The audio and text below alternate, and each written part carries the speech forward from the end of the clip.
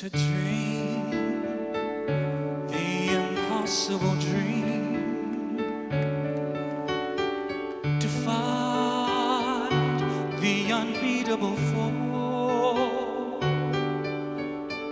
to bear the unbearable sorrow, to run where the brave dare not go, to right the unrightable wrong, and to love pure and chaste from afar, to try when your arms are too weary, to reach the unreachable star.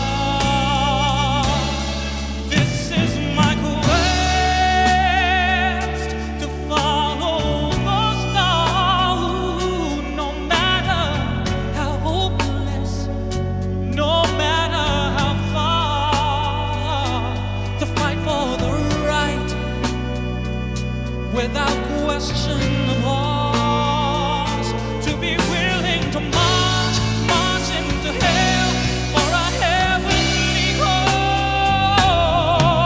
And I know if I only be true to this glorious quest,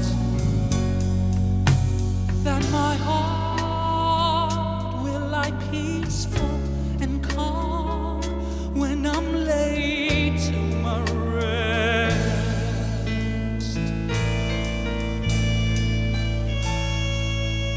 And the world will be better for this,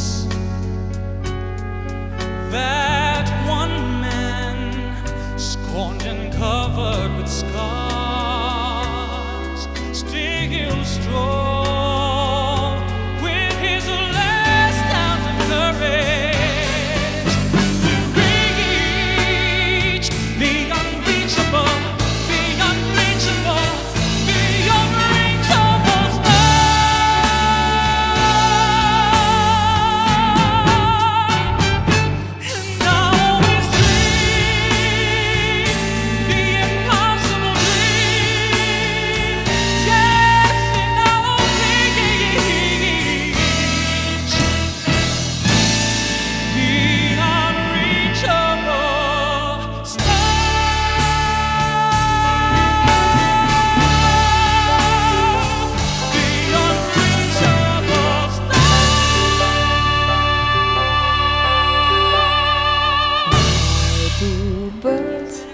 suddenly appear every time you are near. Just like me, they long to be close to you.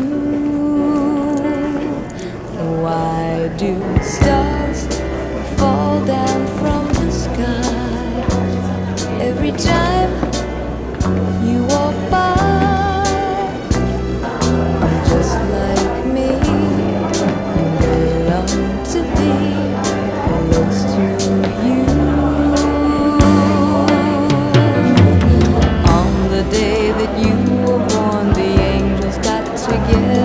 And decided to create a dream come true. So they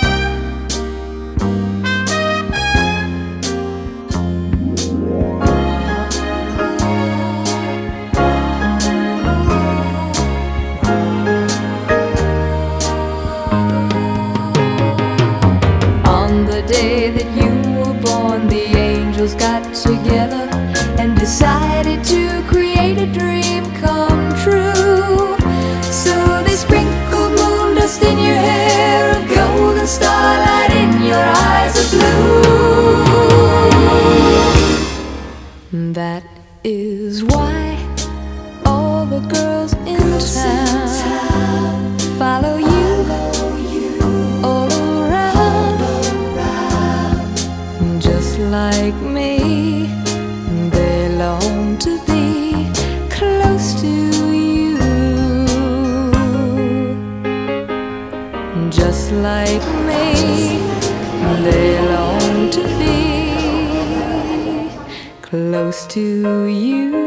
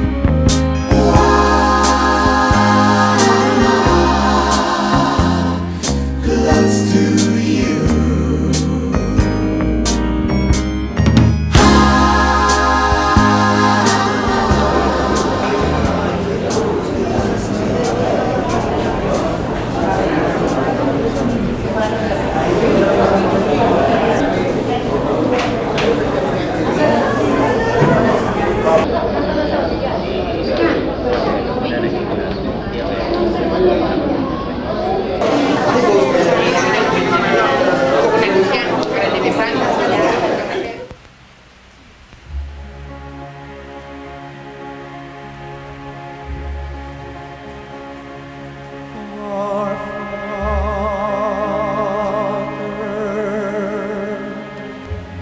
which art in heaven,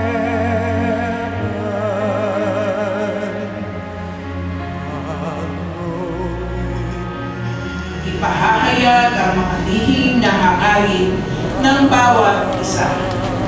Sa panahong iyon, bawat isa'y tatanggap ng papuring na uukol sa Kanya mula sa Diyos. Thy kingdom come, Thy will be done on earth as it is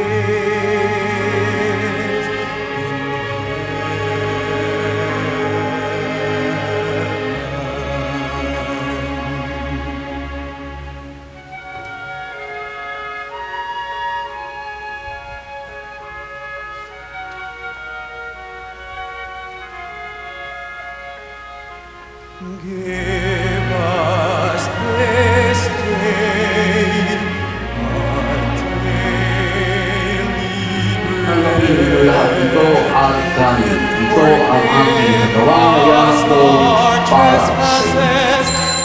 as we forgive those who trespass against us.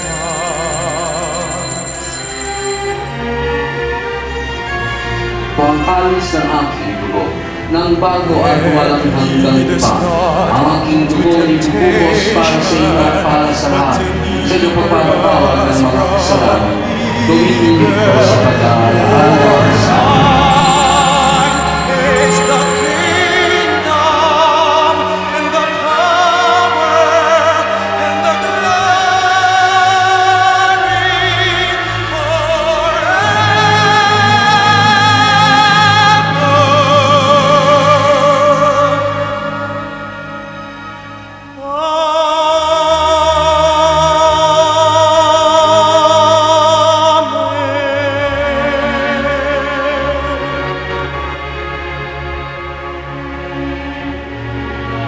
Ng kapayapaan at pagkakaisa ayon sa iyong kalooban, kasama ng Espiritu Santo, magpasawalang hanggan. Amen. It's a very difficult time for our family. I was able to say a few words yesterday, and I will say it again. On behalf of the Macapagal and the Rementinga family, I would like to relay our heartfelt thanks to all of you for coming, for staying with us day in and day out. 2 days na po tayong nagpupuyatan. Matagal pa po itong puyatan na to, so magpalakas po kayo. Make sure you're eating your breakfast, your lunch, your dinner, dahil mahaba-haba pa po ang pagpupuyatan na gagawin natin.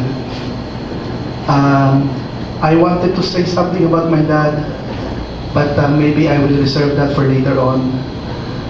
All I will say is that although it is very, very difficult for us, we take comfort to the fact that all of you are here and that I can feel that Olongapo and our friends and relatives, everybody, I can feel that you all love my dad, and that alone is a source of strength and a source of inspiration for our family. And by the way, Father, for the past 20 years, nagsisimba kami ng misis ko every Sunday, no? This is the first all-Tagalog Mass that I have ever been in. And memorize ko po yan in the weeks and the days to come. Thank you.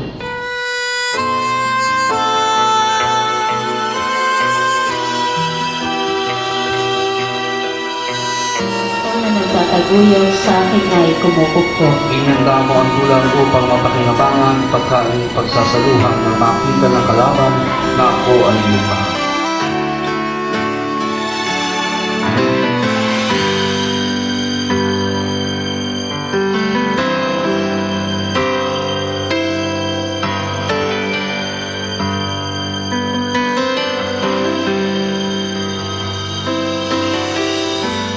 Love me tender, love me sweet, never let me go. You have made my life complete, and I love you so.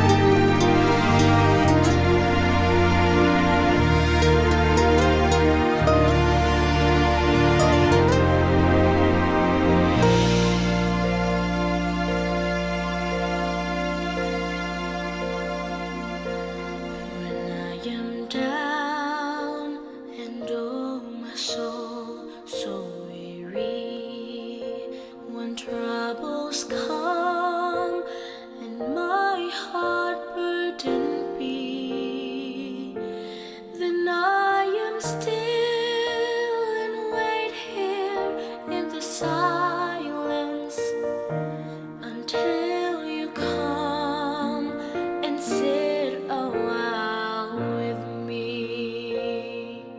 You raise me up so I can stand on mountains.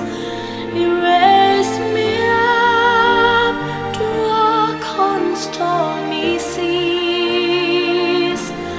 I am strong when I am on your shoulders.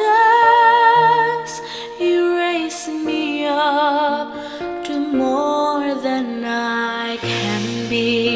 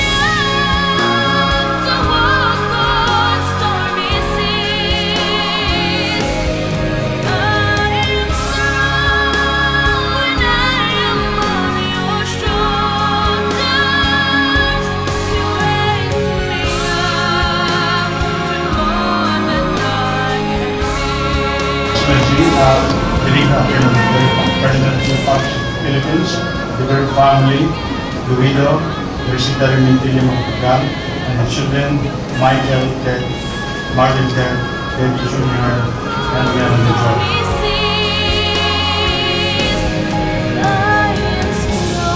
Teddy handled 33 cases of rebellion, and he won all of them.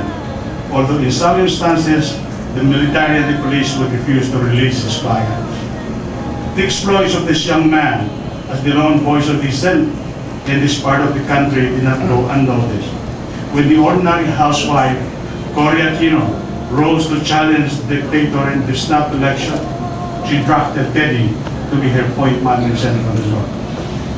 And when the wily dictator and his minions proceeded to steal the election, Teddy was one of those who rallied the people to resist.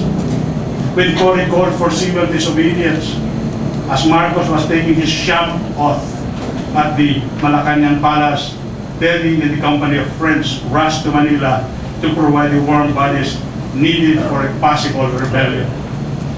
I remember that night vividly.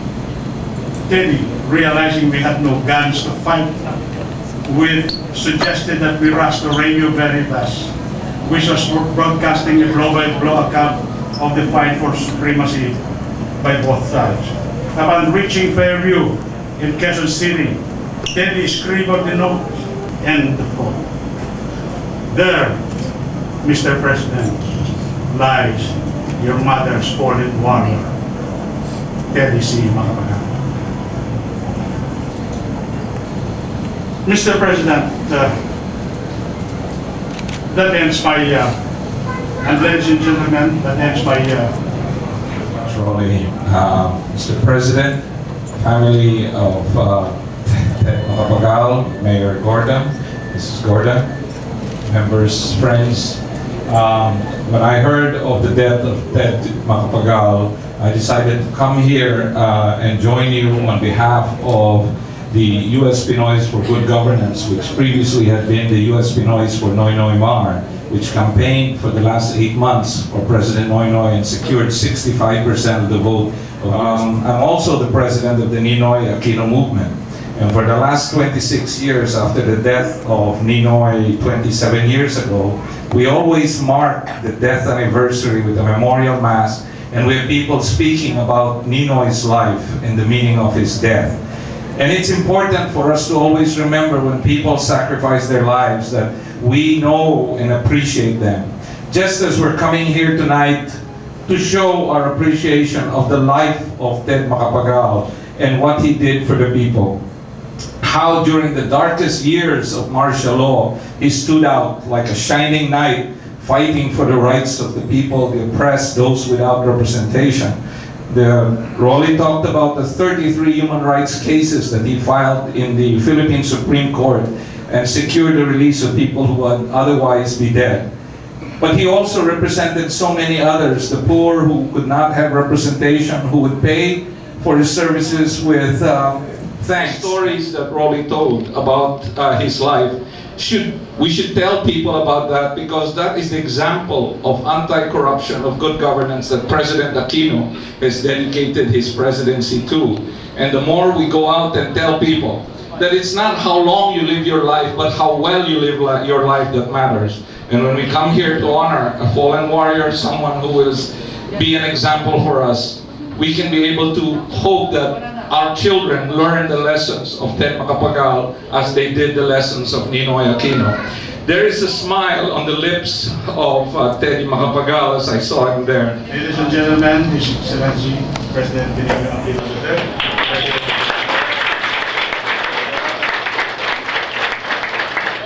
Nung narinig ko, tinext ako ni Mike na himaw ng kanyang ama, natural doon, marami tayong mga regulations na dumaan sa ating kaisipan. Ako po yung una napunta ng Olonga po sa invitasyon ng Atty. Ted Macapagal. Baling-baling tayo sa election in particular. Kaya nasunod ko sa ang response ng appropriate sa akin para na pag tinitingnan ako natin yung buhay, was it life well spent? And I think it really was a life well spent. Siguro sa ating mga naiiwan, at tumatamasa ngayon ng demokrasya at kalayaan na hindi na katulad ng madilim na panahon ngayon, meron tayong obligasyon Sila hong nagdala sa atin para tumungtong tayo sa paraan at panahon na talaga maisayos natin lipunan ni Cuba. Kung hindi dahil sa mga tulad ng taong tulad ni Ted, tulad ni Ted Lopez, tulad na rin po natin mga magulat, iba pa. Marami ho hindi man natin napapansin kung ba tinatawag na silent warriors. Kung ang sistema ng Iran pareho rin ho, kung walang pag-asa sa sariling bayan, kung papakinggan ho natin ating mga OFWs, 90-20% na yata ng ating labor force wala sa Pilipinas. Kung pag naghanap ng pag-asa, puro wala sa Pilipinas, parang sayang lahat ng ginawa nila. At doon tayo nag-conclude na sa talaga isasaayos natin itong bansa ito. At ako'y nakikiusap po sa lahat. Alam mo nyo, talagang alaki na ng pagbabago nangyari. So, balikan po natin ulit, paano tayo umabot sa sitwasyon na ganito? Mga tao, tulad ni Tedmac, nanindigan, sinugal ang buhay, humingi ng sakripisyo sa pamilya, para ho mailagay sa maayos at matuwid ang ating pong bansa at lipunan. May utang ho tayo sa mga taong tulad nila. Di ba? Pwede ho bang sila na lang nagdala ng kalbaryo ng buong bansa, pagkatapos nun, thank you na lang, kalimutan na natin at magkanya-kanya na naman tayo. O gayahin natin ang halimbawa nila. Na kung saan, tayo lahat dito may obligasyon sa kapwa po natin. Pag tayo po nagsarili, talaga kung tulad ng bahay natin, watak-watak ako ng archipelago, kung tayo naman ho mga Pilipino ay magkakanya-kanyahan, angat nga ho tayo. Angat ho siguro ng hakbang ng, hakbang ng langgam siguro. Napakasayang naman po yan. At pag hindi ho natin na isaayos sa ating lipunan, habang dumadami, doble na po, populasyon natin mula ng EDSEN. Di dumadami ho nakakailangan. Baka dumating ang panahon, makakailangan na naman tayo ng sobra-sobra sakripisyo sa ilan natin mga kababayan kapatid. At paano rin natin sinabing binaliwala natin yung mga nauna sa atin na naghirap para sa atin lahat. Sana po, no? Kada maalala natin ang pinanggalingan natin para makakarating tayo sa gusto natin pangawalan. At siguro wala namang hihingin yung mga nauna nagsakripisyo sa atin kung hindi makita tayo lahat na nasa masaayos, masaya, maunlad, tahimik. Yan po, mangyayari. Ang lapit na po natin, pero kailangan nga ho, kung babalik-balik tayo, yung kapwa natin talaga dapat sagot po natin. Hindi na ho pwede kanya-kanya, hindi na pwede mapagsarili. At talagang ito ho, ang tunay na susi para sa ating gustong pangawalan. Manalig po tayo sa Diyos. Ang Diyos ay may magandang plano sa atin. Yung mga problema ho natin sa kasalukuyan, baka 2-3 taon, masasabi natin, tamatataon tayo pag maalala natin, hindi pala ganun kabilang. Pero talaga ho, gusto ko masabi sa inyo yung mga inaasahan nating magagandang balita. Tulong po nyo, hindi mo mababaliwala ang sakripisyo ng mga nauna sa atin. Sana po pagpapalala.